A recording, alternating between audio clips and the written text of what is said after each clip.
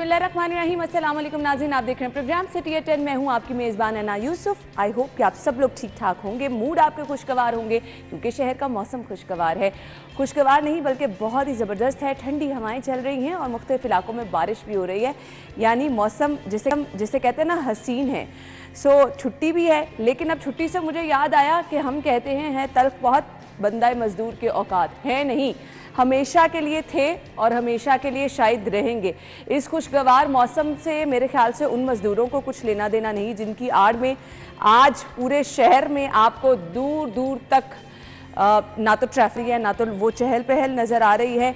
यानी ये वो मज़दूर हैं जिनकी आड़ में पूरे शहर को छुट्टी है। लेकिन आप जाके देखिए ज़रा उन जगहों पर जहाँ पर वो मज़दूर जिसने अपने घर का चूल्हा आज भी जलाना है, आज भी गुजर बसर करना है, आज भी वो मेहनत रोज़ी रोटी की तलाश में बाहर मौजूद है, तो फिर कैसे ये छुट्टी दी जाती है, क्यों दी जाती है, किनको दी जाती है? लम्हा फ़िक्रिया है और एक बहुत बड़ा सवाल भी है उन लोगों के लिए जो ये छुट्टी मना रहे हैं, जो इस छुट्टी की आड़ में घरों में आराम कर रहे हैं। खैर, ये हालात नहीं बदलने वाले हैं, ये हालात मज़ीद ख़राब होंगे क्योंकि यहाँ ना तो कभी किसी ने मज़दूर के बारे में सोचा, ना कभी सोचेगा। एक अलग सी दौड़ है, एक अलग सी जंग है, बस इक़्तिदार और आगे निकलने की दौड़ लगी है।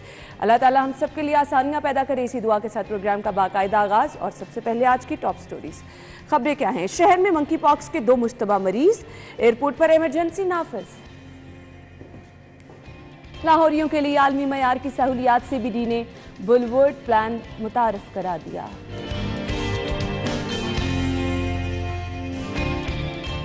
मुज़ाकरात की नाकामी पर PTI लॉन्ग मार्च करेगी। तहरीक का आगाज लाहौर से, इस्लामाबाद और पेशावर में रैलियों से भी हो रहा है।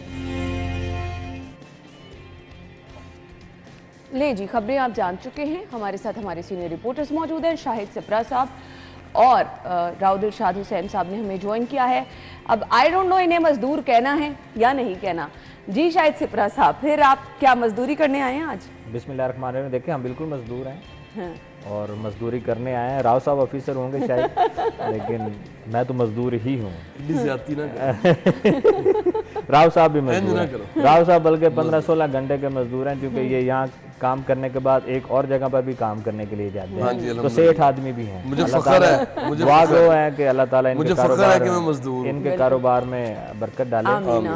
तो ये मजदूरी ही होती है कि जब आप आसाइशों, जिंदगी की आसाइशों से निकल कर आप काम कर रहे हो।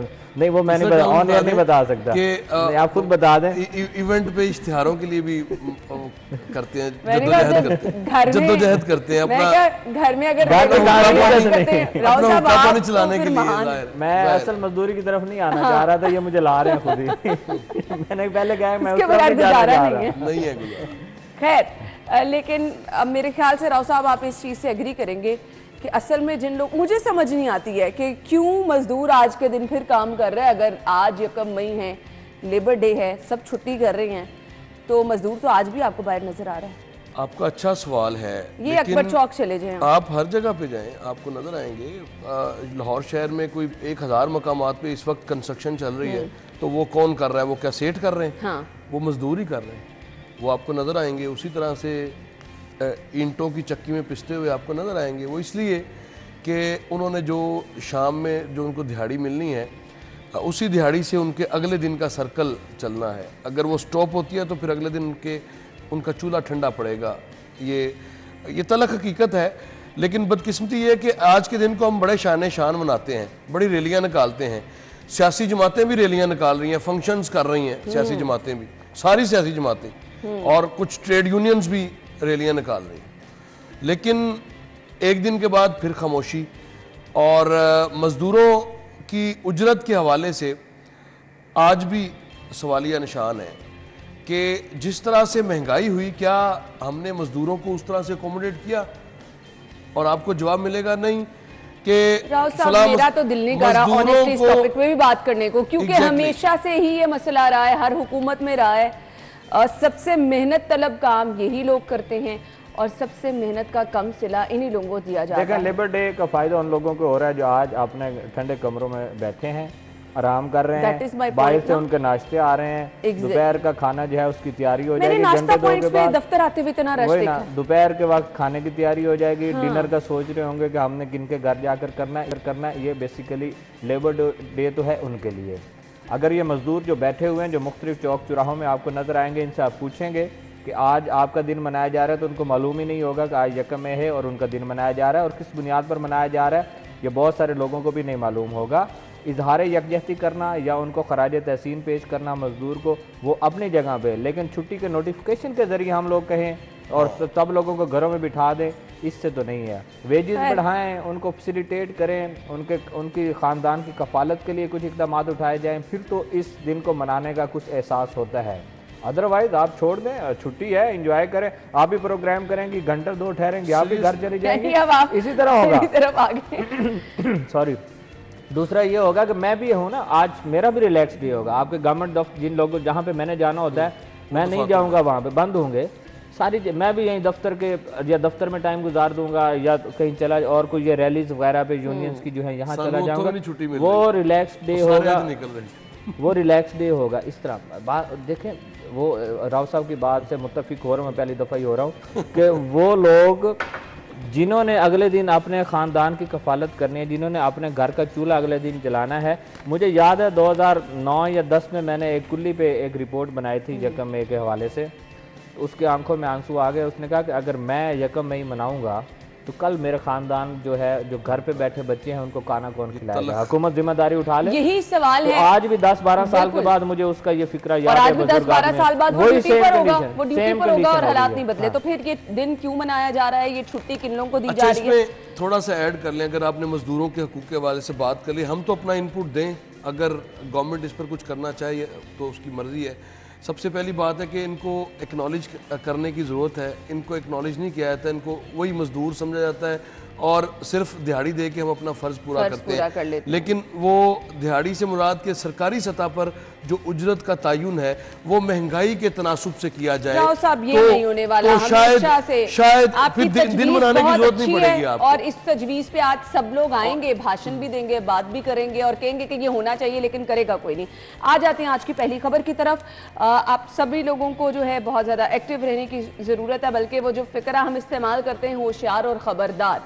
अपनी सेहत का अगर आपने ख्याल रखना है तो अब आपको एक्टिव होना है। पर्सनल हाइजीन का प्लीज़ ख्याल रखिए, हाथ धोना अपनी आदत बना लीजिए। ये कुछ चीज़ें हैं, कुछ सुनहरी असूल जो कि आपकी सेहत और ज़िंदगी से जुड़े हैं।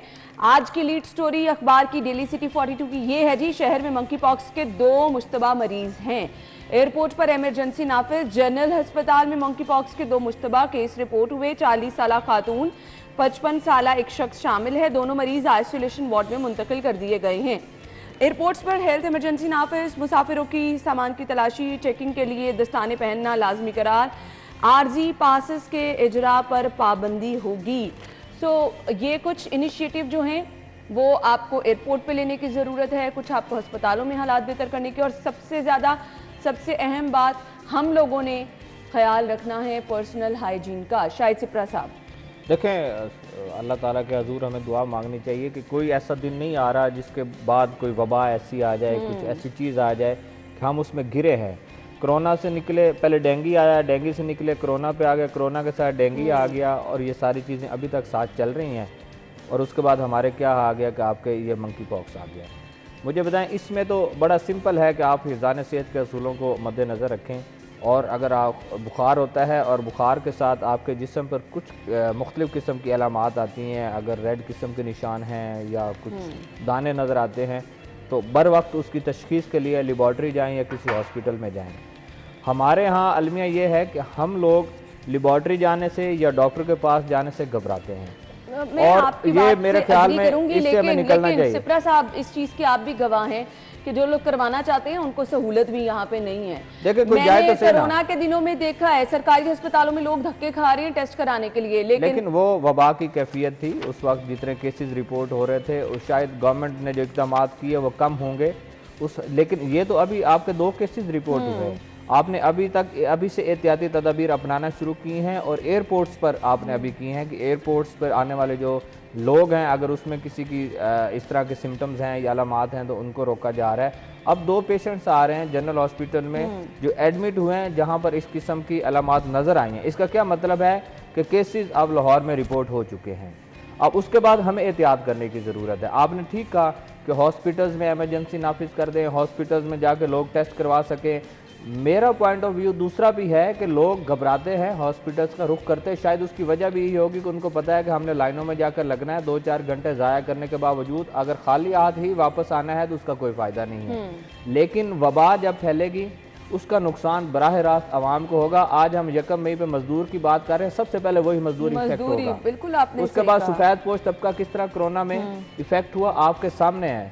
अगर ये खुदा न खास्ता वबा फैल गई तो अल्टीमेटली फिर यही होगा कि आप दूरी अख्तियार करें, फैमिली से ना मिलें, फैमिली से एहतियात करें। अगर खुदा न खास्ता पेशेंट है तो उसका आइसोलेशन में उसको रखें। तो फिर अगर कोविड की तरह हमने उसी जगह पे जाना है तो पहले पाकिस्तान की इकॉनमी की क्या सूरत हाल है, पहले मजदूर और आम जो आदमी है तनख्वाहदार तबका किस तरह पिछड़ा है महंगाई में। अगर खुदा न खास्ता ये वबा भी फैल गई तो मेरे ख्याल में मजीद नुकसान होगा और आप और हमारा होगा। गवर्नमेंट तो इक़दाम करेगी, वो तो अपनी जगह पे होंगे। अच्छा जी, अब हमें क्या करना है? लोगों को एतमाद में लेने की ज़रूरत है। अस्पतालों में आपको जो है वो अच्छे इंतजाम करने हैं और लोगों के लिए आसानियाँ पैदा करनी है। राव साहब, हॉस्पिटल्स के इंतजाम कैसे देख रहे हैं आप? देखिए, इमरजेंसी नाफिज करने की खबर हम पढ़ रहे हैं और अल्लाह करे कि हकीकी मानों में इस पे फौरी तौर पे इकदाम किए। मैंने क्योंकि मोहसिन रजा नकवी साहब को देखा है कि इस तरह के मामलात में कम से कम हमारे दफ्तर में किस तरह के सेफ्टी मेजर्स और इंतजाम होते थे। सो मैं बहुत पुरुमीद हूँ कि कम से कम किसी वबा को लेकर बड़े एक्टिव रहेंगे एज ए CM। इसके 2 पेशेंट्स पहले रिपोर्ट हुए थे इस्लामाबाद और शायद रावलपिंडी में, जो कि बाहर सऊदी अरब से आए और दोनों सेहतयाब हो गए। ये अल्लाह का शुक्र है, अच्छी खबर थी ये रात। तो इसका मतलब है कि इसमें सिर्फ एहतियात और बर वक्त इलाज, दोनों चीज़ों से आप अगर अपने जहन में रखें तो आप इसका कोई इशू नहीं है, ये फिर चलता रहेगा। लेकिन इसको सीरियस लेने की ज़रूरत है। जिस तरह से अब हुकूमती सतह पर लिया गया, इसी तरह से शहरियों का किरदार वबाओं में और इस तरह के अमराज में शहरियों का अपना किरदार बड़ा मैटर करता है। अगर शहरी खुद अपना ये किरदार अदा नहीं करेंगे तो फिर डेंगू, कोविड हो या कोई भी वबा हो तो फिर उससे निपटना खासा मुश्किल होता है। तो इसमें शहरी एहतियात करके और बर वक्त इलाज कराकर ना सिर्फ अपने आप को सेफ रखेंगे बल्कि हुकूमत के लिए भी ज़्यादा मुश्किलात पैदा नहीं करेंगे। और जो सरकारी हॉस्पिटल्स की आप बात कर रहे हैं, ऑब्वियसली अभी 2 पेशेंट्स ये जनरल हॉस्पिटल में बताया जा रहा है कि यहाँ पर हैं, तो उम्मीद है कि इनका ट्रीटमेंट बर वक्त होगा और इसका फैलाव रुकेगा। लेकिन गुज़िश्ता बरस ये सिलसिला शुरू हुआ था जानवरों से और उसके बाद फिर बढ़ता चला गया। जानवरों से उस वक्त तो जो मुहक्किकीन थे वो ये कहते थे कि जानवरों से इंसानों तक ये मुंतकिल नहीं होती और अल्लाह का शुक्र है मुंतकिल भी नहीं हुई। बर वक्त जो लाहौर शहर में या सूबे में आने वाले जो खासतौर पर ये सिंध में इशू हुआ था और वहाँ से फिर ये जो जानवर वगैरह आए और उसमें मुश्तबा ऐसे जानवरों में को स्प्रे भी किया जाता था। फिर हर जानवर को एंट्री से पहले स्प्रे किया जाता था। तो थोड़ा सा उस पर भी ये करें, क्योंकि अगर तो आते हैं अभी भी ज़ाहिर है मिसबा खानों में जो जानवर हैं वो ज़िबा किए जाते हैं और वो तूलो अर्ज़ से आते हैं, मुल्क के दूसरे हिस्सों से भी आते हैं। तो उस पे एग्जैक्टली उसको थोड़ा सा मोनिटर अगर कर लें तो मेरा ख्याल है इसमें काफ़ी हेल्प आउट भी हो सकेगी। बिल्कुल आपने सही कहा। सो इस तमाम ख़बर को डिस्कस करने के बाद मैं आप लोगों से ज़रूर ये रिक्वेस्ट करना चाहूँगी, दुआ ये है कि अल्लाह ताला हम सबको इससे महफूज भी रखे, सफाई सुथराई का ख्याल रखें, हाथ बार बार धोना अपनी आदत बना लें। वो लोग जो कि बैरून मुल्क से सफ़र करके आ रहे हैं वो भी पर्सनल हाइजीन के साथ साथ इस चीज़ का ज़रूर ख्याल रखें कि वो आने से पहले अपने टेस्ट कराएं। यहाँ एयरपोर्ट इंतज़ामिया जो कि मेरे ख्याल से कुछ देर से इंतज़ाम कर रही है, लेकिन चलें उनके साथ भी ताउन करें ताकि आप, आपके घर वाले, आपके प्यारे महफूज रहें। अल्लाह ताला से दुआ है हम सब की सेहत जो है वो अच्छी रहे, हम सबको अल्लाह ताला महफूज रखे। अगली खबर की तरफ आएंगे, ब्रेक के बाद ज्वाइन करेंगे। स्टे विद अस।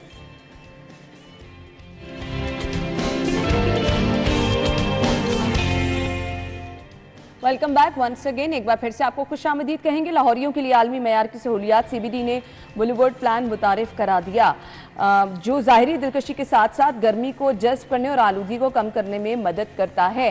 सो लाहौरियों के लिए ये किस तरह से फ़ायदेमंद है, मुझे थोड़ा सा इसको समझना है और आपको भी समझाना है। राव साहब, किस तरह से फ़ायदा देगा ये लाहौरियों को? देखिए फ़ायदा, ये जो हीट की बात है, ये तो हमारे यहाँ हीट थोड़ी ज़्यादा है, इसका तो आने वाला वक्त फैसला करेगा कि कितना सूदमंद है।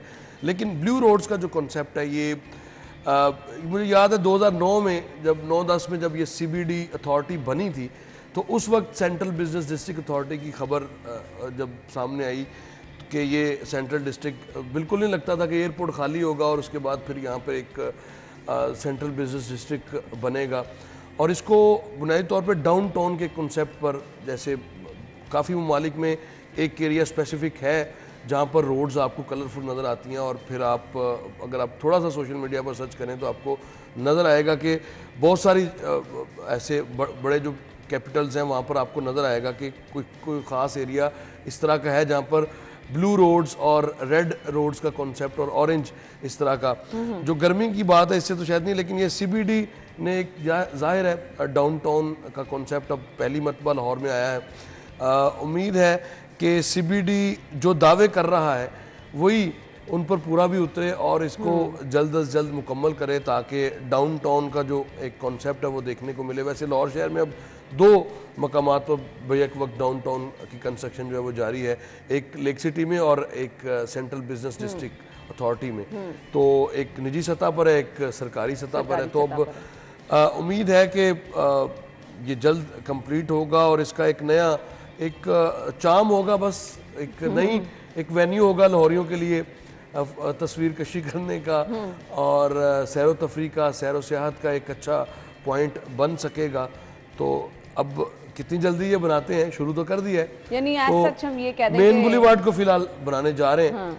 तो ब्लू रोड से अच्छा, पहले है नहीं। माजी की रिवायत देखें, कंपैरेटिवली काम अच्छा भी हुआ और जल्दी भी हुआ, शायद सिप्रा साहब ये तो मानना पड़ेगा। जल्दी तो हुआ है, हाँ। इसमें तो कोई दूसरी राय नहीं है। कलमा जो चौक इसका अंडरपासेस बन बाकी रहे थे, मंसूबों से तो बहुत जल्दी मैं काम। उन मुतासरीन में से हूँ जिसने वहाँ से रोजाना मुतासिर होना था, क्योंकि बच्चों को उस जगह पे छोड़ना है जहाँ पर क्रेन्स आपकी लगी होती थी, जहाँ सुबह एक दिन पहले आते हैं तो अगले दिन जब आते थे तो कहीं मिट्टी के ढेर लगे होते थे, कहीं खुदाई हुई होती थी। तो वो ये तो मेरे सामने सारा होता रहा, और वो अल्टीमेटली आप देखें, अब कलमा अगर चौक से आप गुजरी हैं तो उसको बड़ा वसी कर दिया गया है, उसकी शाहराहों को इस तरह बना दिया गया है कि वो अब उसमें ट्रैफिक की रवानी मुतासिर नहीं होती। और बेसिकली ये रोड और ये अंडरपासेस और ये इस तरह के प्रोजेक्ट्स बनाने का मकसद भी ये होता है कि आपके जो लोग, आपकी गाड़ियाँ तो रोज़ाना की बुनियाद पर बढ़नी है, वो महंगाई को छोड़ें, इकोनॉमी को छोड़ें, गाड़ी जिसने खरीदनी है उसने खरीदनी है, उसने सड़क पे लानी है, पेट्रोल महंगा कोई नहीं, वो आपके सामने ही। बिल्कुल। अब आ जाते हैं इस पे, राव साहब ने कहा सियाहत होगी, तस्वीर होंगी, लेकिन मेरा वो ये है कि यहाँ पे बिजनेस हब बनेगा।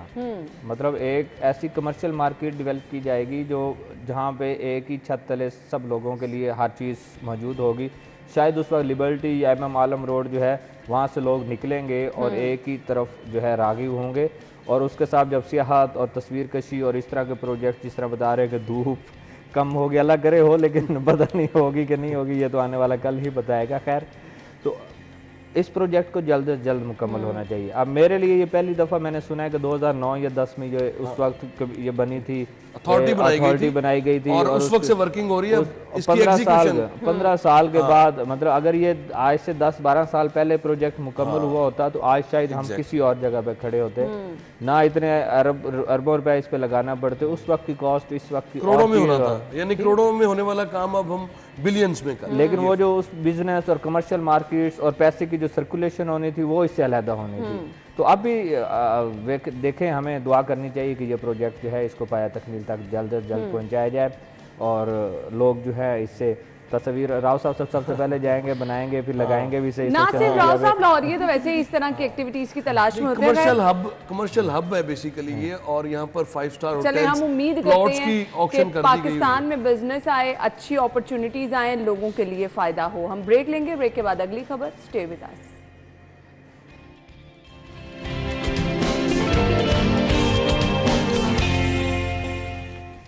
Welcome back once again. हमने बढ़ना है जी अपनी अगली खबर की तरफ, और अगली खबर हमारे पास क्या है जी वो हम आपके साथ शेयर करते चलते हैं जी। मेरे पास अगली खबर का पेपर जो है वो इधर उधर हो गया। खैर आ जाएं जी। अब गिराव फरोशों के खिलाफ क्रैकडाउन, 24 दुकानें सील और 32 मुकदमा दर्ज।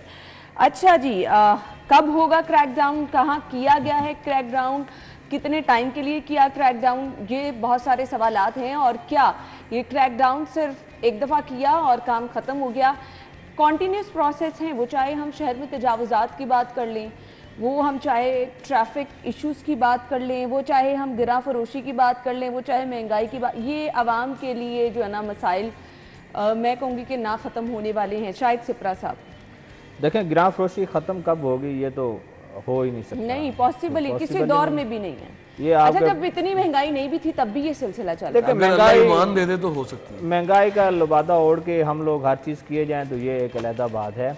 यही टमाटर जो आज 30 रुपए रेडियो पे भरा पड़ा है, और आज से हम 15-20 दिन पहले चले जाएं तो 170 रुपए किलो था। तो 15 दिन में ऐसी क्या फसल आ गई। कीमत देखे रमजान में क्या थी, आज क्या है। तो फिर इसमें हम जाएं कि महंगाई है और ये एक माफिया है। ये रवैये भी हैं हमारे, मैं ऑनेस्टली स्पीकिंग आपको बताऊं, कोई मतलब रवैयों को तोड़ना किसने होता है, आपके रियासती इदारों ने तोड़ना है।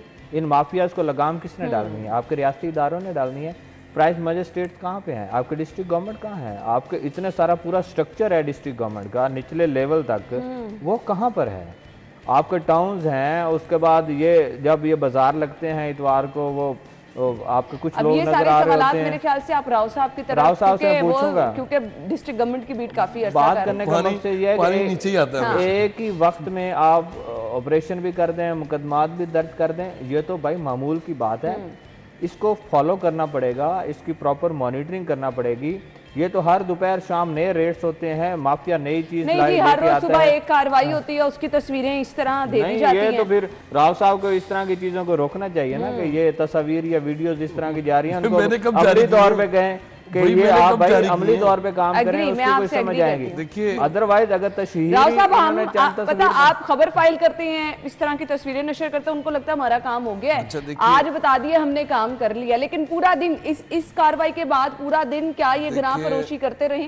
डिस्ट्रिक्ट एडमिनिस्ट्रेशन का तो एक इशू है, उनका एक व्हाट्सएप ग्रुप है जिसमें तमाम लोग जो भी कोई कार्रवाई करे वो तस्वीर अपनी भिजवाता है, अपनी हाजिरी लगवाता है कि जी मैंने 3 या 4 या 15 दुकानों का विजिट किया है, 3 में वायलेशन पाई गई है और 3 को मैंने जो है वो जुर्माना किया है, और बाकी को वार्निंग मैंने कर दिया है। और ये रूटीन, रिवायती काम है। ये रवायती काम है जो हम भी रिपोर्ट करते रहे और रिपोर्ट होता भी रहा, लेकिन आपको इससे आगे जाना है।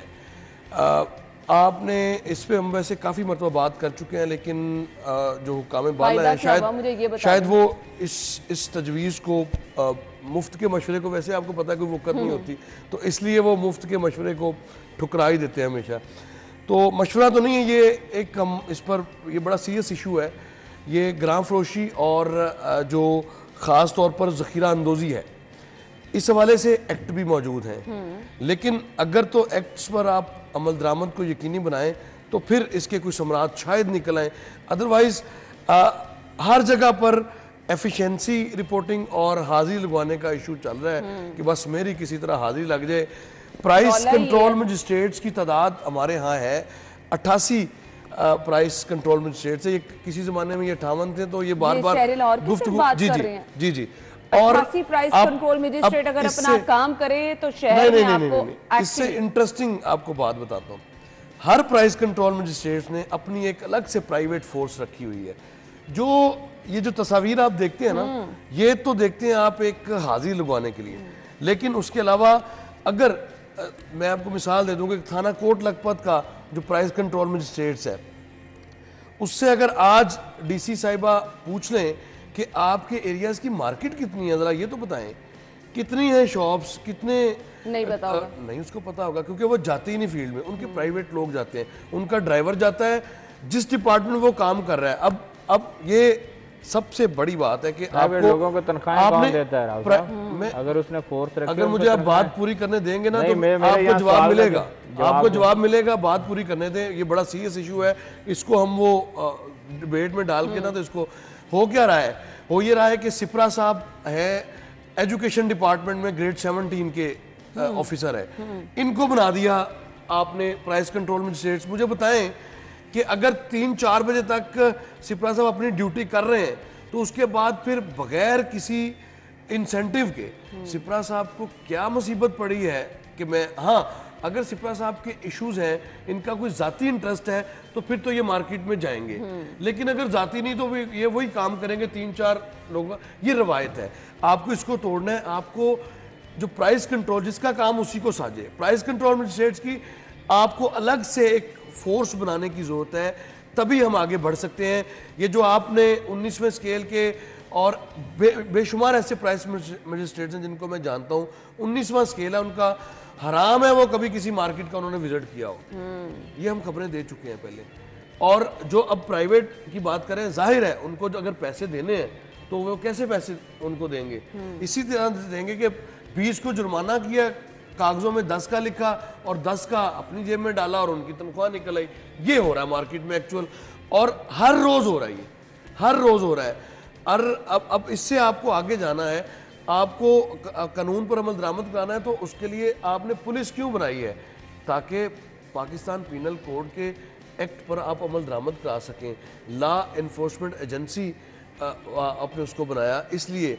और ग्राहकोशी को आपने समझा हुआ है, आम शहरी किधर जाए जो इनके हत्थे चढ़ता है, उसकी कोई शिकायत के लिए, सुनवाई के लिए कोई जगह है, कोई प्लेटफॉर्म जहाँ पे वो राब्ता कर सकते हैं? ऐप बनी थी और अभी तक उस ऐप का कुछ पता नहीं है। अब डीसी साहिबा ने काफी चीजों को देखा, काफी मीटिंग्स की, डेंगू के हवाले शोकाज नोटिस भी दिए हैं, लेकिन ये प्राइस कंट्रोल मजिस्ट्रेट्स हैं ही इतने ढीठ, ना तो छोड़ते हैं, सिफारिशें करवा कर ये अपने ऑर्डर्स करवाते हैं और उसके बाद काम भी कोई नहीं करते, जिसकी सजा शहरियों को भुगतना पड़ती है और गिरा फरोशी बढ़ती चली जा रही है। जी डीसी साहिबा से रिक्वेस्ट है कि अवाम का बहुत बड़ा मसला है, सो अपने एसी साहिबान का किबला भी आप प्लीज दुरुस्त कराएं ताकि लोगों की मुश्किलात में कमी हो सके। ब्रेक के बाद आपको ज्वाइन करते हैं, स्टे विद अस।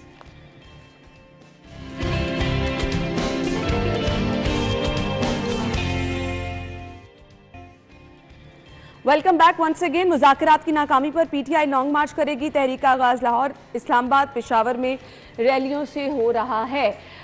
कौन सा मुज़ाकरात की नाकामी, और आज अगर ये रैली होने जा रही है, आज का दिन और इस रैली का मकसद, राव साहब मैं आपसे आगाज करती हूँ। देखिए, जब ये खबर आई कि दोनों जानिब से बातचीत का सिलसिला शुरू हुआ है, तो कम से कम एक जो पॉलिटिकल स्टेबिलिटी का हमारा एक ख्वाब है, जो कि कुछ लग रहा था कि बेहतरी सच्चा होने, हाँ। सच्चा होने लगता नहीं कि सच्चा होगा, लेकिन एक उम्मीद, फिर भी उम्मीद की किरण के इनको होश करनी चाहिए।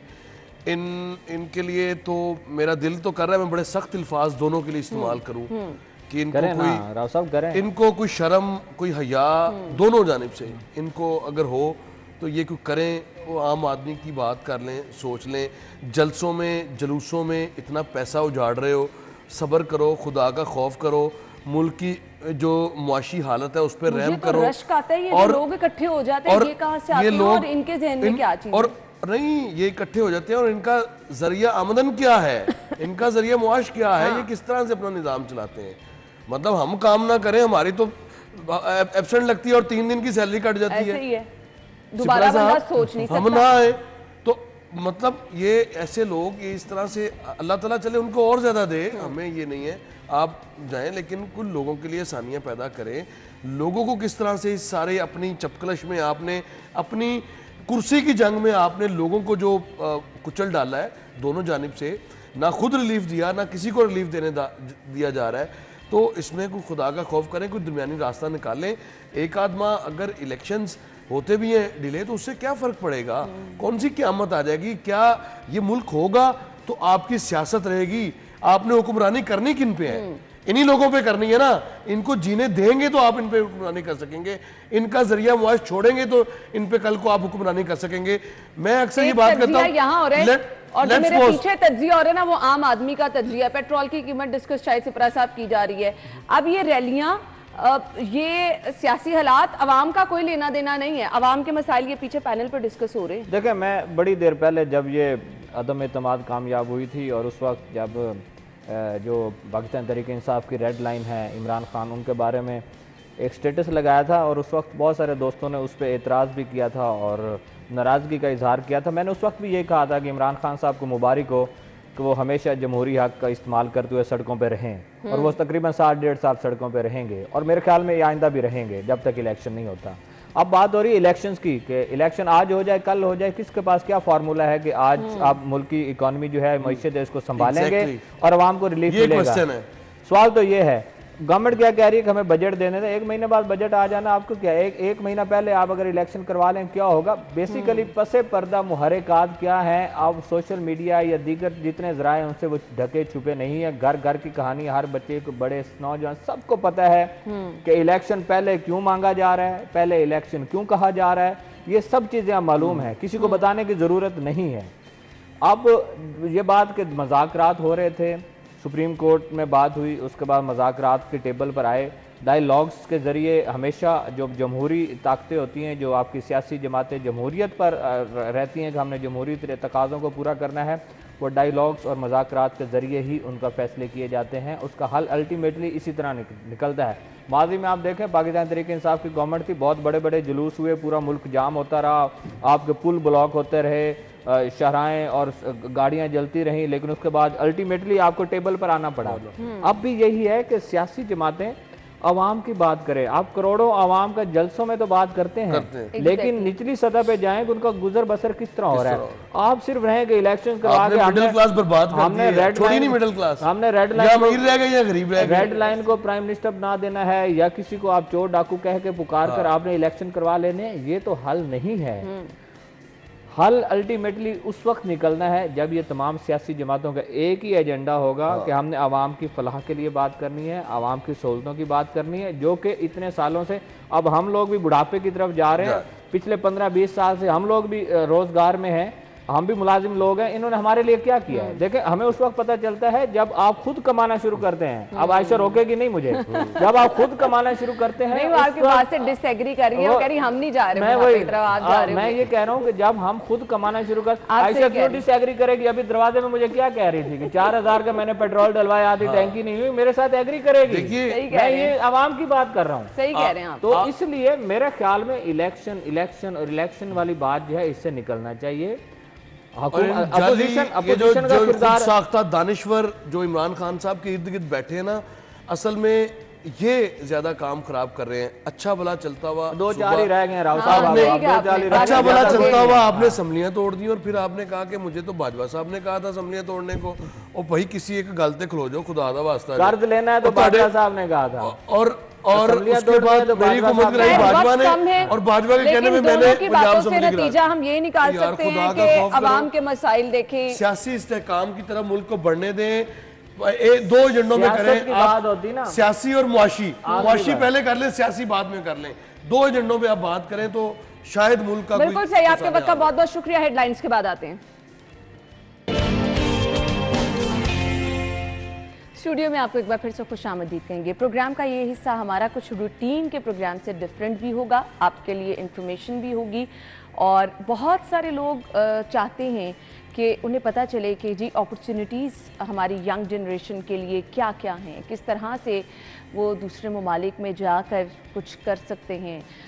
इसके साथ साथ जॉब अपॉर्चुनिटीज़, कुछ हमारे नौजवान पढ़ाई के हवाले से अपॉर्चुनिटीज़ तलाश करना चाहते हैं, सो यूके में क्या क्या अपॉर्चुनिटीज़ मौजूद हैं, और इसके साथ साथ हमने कुछ बात करनी है कॉमनवेल्थ के हवाले से भी कि किस तरह से बेसिकली कॉमनवेल्थ है क्या, पाकिस्तान के लिए किस तरह से ये फ़ायदेमंद है।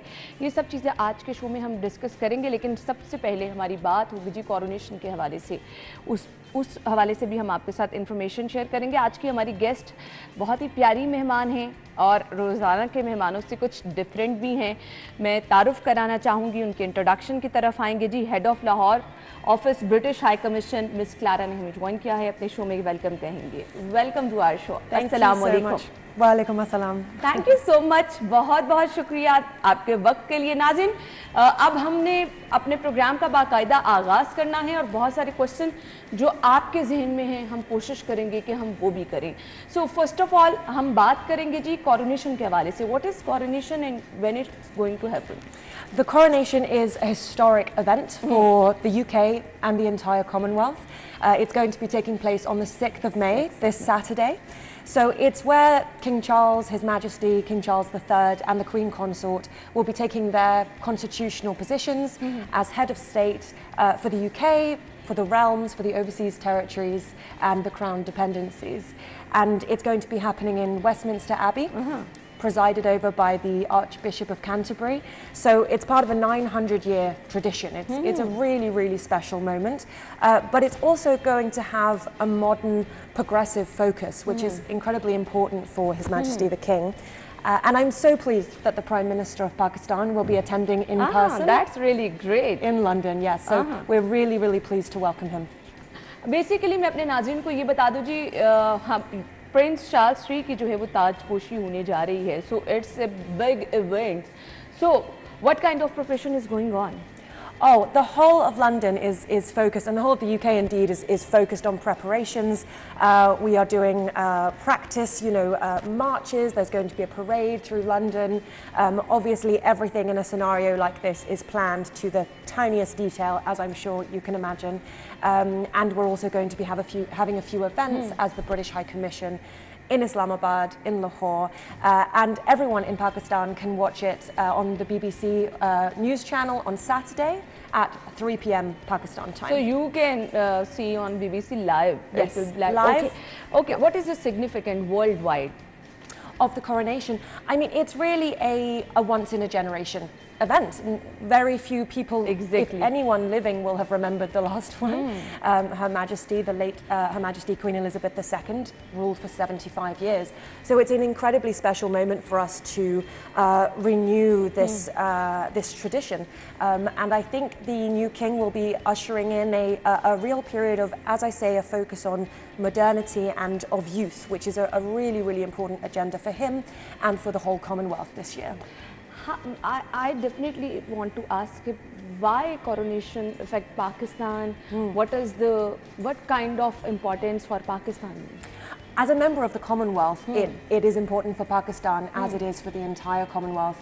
So the Commonwealth is it's a family of nations. It's 56 countries who collaborate on shared values, shared agendas such as democracy and peace and security, and it's a real platform for countries to get together and share expertise and build together those values. And so for any Commonwealth country, the coronation will be a real special moment.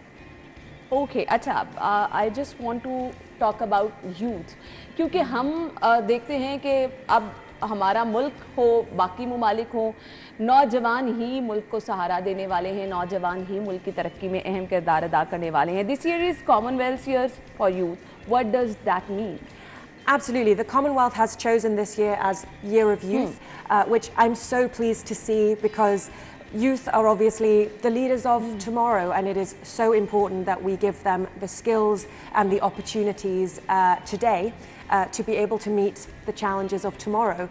So the Year of Youth is really recognising that the young people of the Commonwealth, that's 1.5 billion young people in the Commonwealth, are growing up in countries that are diverse, that are changing incredibly quickly. And it's recognising the special role they have in our future. So it's really about prioritising young people, and there are so many... As you talk about the young people, so how can young people participate in all this program? There are so many different initiatives young people can get involved in. The Commonwealth Youth Programme has 13 different initiatives, from student alliances to entrepreneurship programs. So it's really a platform for young people to learn from one another, to network. There's also recently been launched the Queen's Commonwealth Essay Competition, which focuses on a theme related to the values of the Commonwealth. And last year it was Any a Pakistani... platform you can especially suggest for the youth for this regarding this Commonwealth? Absolutely. So, for example, that essay competition, last year a Pakistani won the Bronze Award. So I highly encourage young people to get involved there. But also in March here in Lahore, we launched the Queen's Commonwealth Trust Pakistan chapter. That's great. It is, and it's an opportunity for young business people, leaders in their communities, again, to learn from one another, to receive skills training, and to really promote their own ideas. Any social media campaign for the youth? Yes, I mean, Year of Youth, I think it's Year of Youth 23 hashtag, but if you go onto the UK and Pakistan social media platforms, you will get all the information you need. So, ये नौजवानों के लिए मौके मौजूद हैं और नौजवान जो कि चाहते हैं कि इससे फ़ायदा उठा सके, सो वो इस चीज़ से जो है वो भरपूर फ़ायदा उठा सकते हैं। आपको इसके लिए लेट नहीं करना चाहिए, आप अपने लिए स्ट्रगल ज़रूर कीजिए, क्योंकि बहुत सारे लोग चाहते हैं कि वो बाहर जाएं और वो कुछ करें। सो यूथ के लिए क्या क्या अपॉर्चुनिटीज़ मौजूद हैं उसका हम जिक्र कर चुके हैं। अब आप लोगों ने इस चीज़ से फ़ायदा उठाना है, आप लोगों ने रब्ता करना। How people can contact with you? As I say, social media is a fantastic platform. UK and Pakistan on Twitter, Facebook, Instagram, all of it.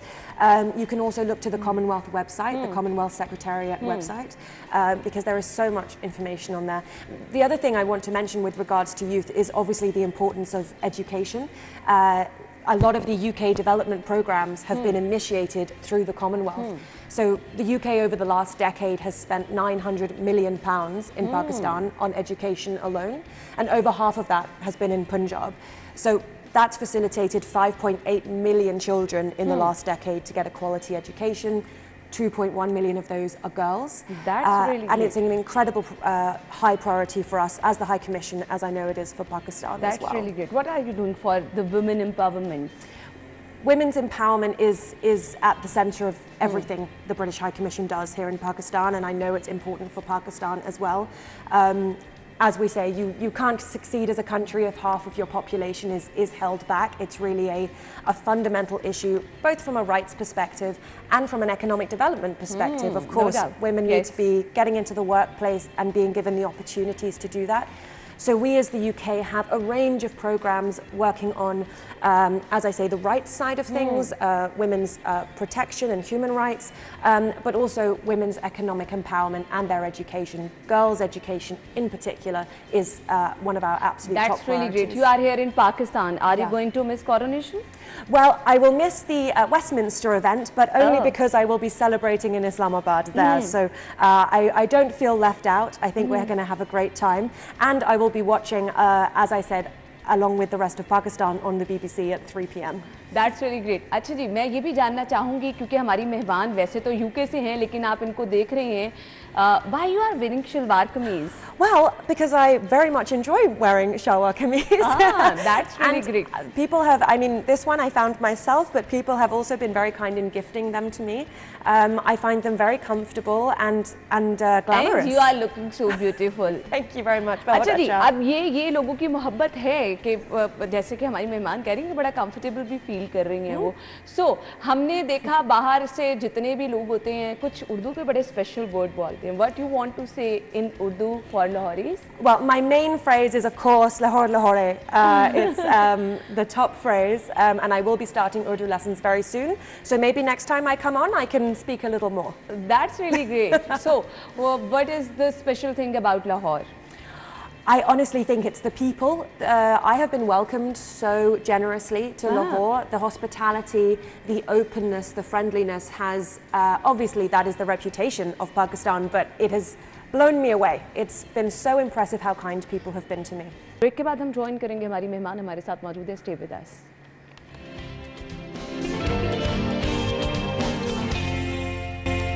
Welcome back once again. हमारे साथ हमारी बहुत ही प्यारी मेहमान क्लारा मौजूद हैं और हम उनसे बातचीत का सिलसिला आगे बढ़ाएंगे. We will hear about your fasting experience. How was it?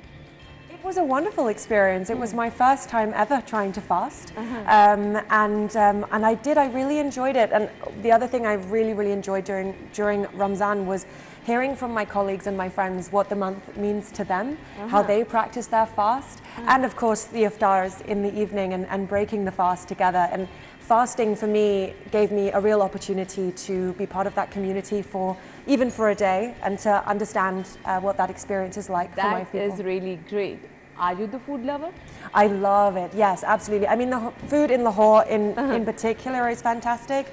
I don't think I could even pick a favorite dish. It's all so flavoursome, a bit spicy, but not too much, and just delicious. I think Lahoris eat very well, and if they're not eating well, they tell you.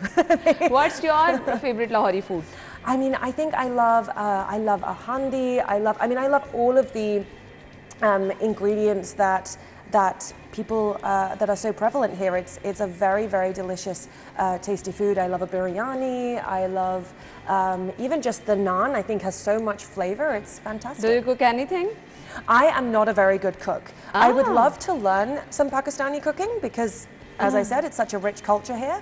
But I'm not very good at it yet.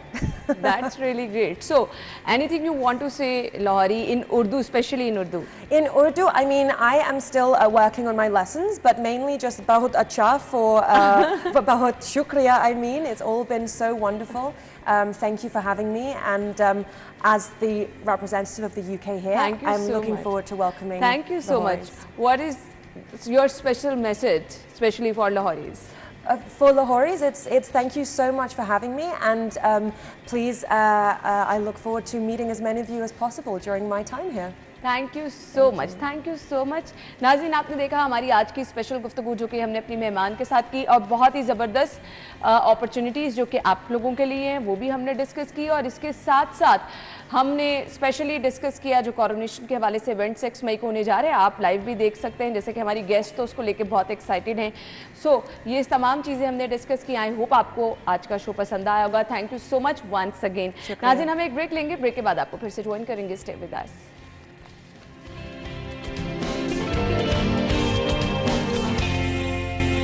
आज है नाज़रीन 1 मई। पाकिस्तान समेत दुनिया भर में मज़दूरों का आलमी दिन मनाया जा रहा है। हम देखते हैं कि मज़दूर मेहनत कितनी करते हैं। अहकामात नबी करीम सल्लल्लाहु अलैहि वसल्लम की जानिब से तो ये कहा गया है कि मज़दूर को उसका पसीना खुश्क होने से पहले उसकी मज़दूरी अदा कर दो। लेकिन क्या यहाँ पर इस चीज़ पर अमल किया जा रहा है?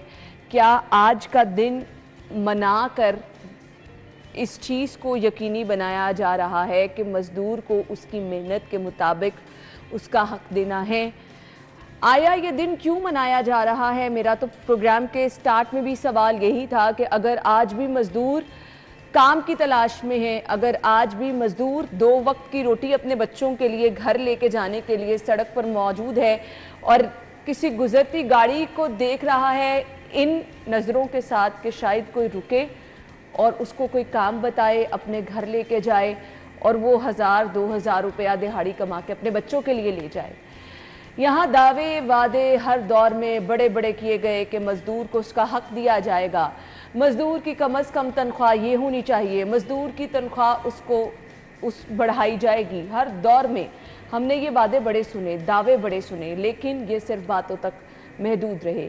ना कभी किस्मत बदली हमने मज़दूर की देखी, ना बदलती नज़र आ रही है, क्योंकि आज मज़दूरों का दिन होने के बावजूद भी लोग बाहर मौजूद हैं, मज़दूरी की तलाश में हैं, और बहुत सारे मज़दूर आज भी सुबह सवेरे खाली पेट रोज़गार की तलाश में थे। तो फिर कैसा ये मज़दूरों का दिन मनाया जा रहा है? कैसा ये लेबर डे है? इस पर मज़दूरों की नुमाइंदा तंजीमें क्या कर रही हैं? हुकूमत वक्त इसके लिए क्या कर रही है?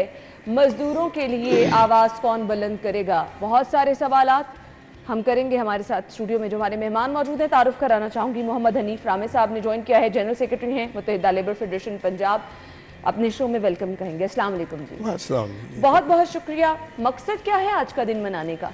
देखिए जी, मकसद ये, सबसे पहले तो मैं सिटी 42 का शुक्रिया अदा करूँगा कि उन्होंने हमेशा मज़दूरों की आवाज़ उठाई है और मज़दूर तबका सिटी 42 को अपना चैनल समझते हैं। इसके बाद जो आज के दिन की अहमियत है, ये 1886 अमेरिका के शहर शिकागो के अंदर मज़दूरों ने जद्दोजहद की और वहाँ पे कुर्बानियाँ दी। चूँकि उस वक्त मज़दूरों की बाकायदा औकात कार का तयन नहीं था और 14-14, 16-16 घंटे लोगों से ड्यूटी ली जाती थी, कम अज़ कम उजरत का भी तसव्वुर नहीं था। और उसमें बेशुमार मज़दूरों की कुर्बानियों की वजह से बाद में ILO ने ये जो 8 घंटे का जो कानून है वो पास किया। तो उस वजह से पूरी दुनिया के अंदर आज उस दिन की तजदीद के लिए, कि उस दिन के ऐद करने के लिए कि मजदूरों ने उनके लिए कुर्बानियां दी, मनाया जाता है। तो हम मना रहे हैं क्योंकि पूरी दुनिया में मनाया जाता है, हम भी मना रहे हैं। पूरी दुनिया में इस दिन को मनाने का स्टैंडर्ड और है, हमारे यहाँ और स्टैंडर्ड है। पूरी दुनिया में मजदूरों को आज छुट्टी है, हमारे यहाँ मजदूर आज काम कर रहे हैं। पूरी दुनिया में मजदूरों के लिए 8 घंटे आपने कहा रखे गए हैं, हमने यहाँ मजदूरों को 12-12, 24-24 घंटे भी काम करते देखा है। सो फिर हम क्यों पूरी दुनिया की मिसालें दे रहे हैं? हम तो उनके मुताबिक चल ही नहीं रहे हैं।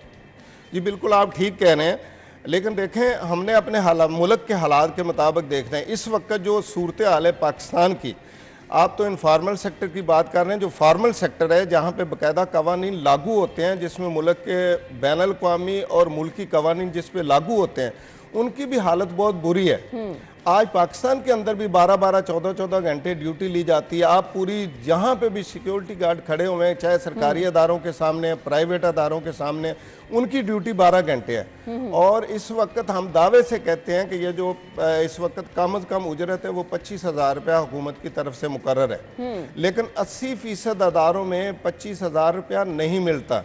अब आपने खुद कहा कि आप दावे के साथ कहते हैं कि कम से कम उजरत 25,000 रुपये अनाउंस की गई है, तो जहां कहीं इस पे इम्प्लीमेंट नहीं हो रहा तो ये मजदूरों की नुमाइंदगी सर किसने करनी है? आज के दिन कम से कम तो कोई उनके लिए रिलीफ होना चाहिए, जो कि नहीं है। तो कम से कम उनको उनकी मेहनत की जो सिला है वो तो पूरा देने का दावा हमें आज करना चाहिए ना। जी बिल्कुल, आप ठीक कह रही हैं, बिल्कुल होना चाहिए। इसमें 2-3 सतह पे काम हो सकता है। पहली बात तो ये है कि उन अदारों के अंदर मजदूरों की तंजीमें हों। इस वक्त पाकिस्तान के अंदर जो मजदूरों की तंजीमें हैं वो बराए नाम है, कहने के लिए कवानीन के अंदर है कि जी यूनियन बन सकती है। पंजाब के अंदर इस वक्त जो रजिस्टर्ड इंडस्ट्री है वो 25,000 से ज़्यादा है, लेकिन यहाँ पे जो रजिस्टर्ड यूनियन है लेबर डिपार्टमेंट के जो अपने अदाद शुमार हैं वो 1500 से लेके 1600 हैं, और प्राइवेट सेक्टर में ज़्यादा से ज़्यादा 700 से लेके 800 तक है। 1% जो है ILO की रिसर्च के मुताबिक 1% मजदूर मुनज़्ज़म है पाकिस्तान के अंदर। और दूसरा होता है कि सरकारी अदारे, रियासती अदारे, लेबर डिपार्टमेंट, उनकी हालत ये है कि जाके देख लें, उनका इंस्पेक्शन सिस्टम नाकाम है।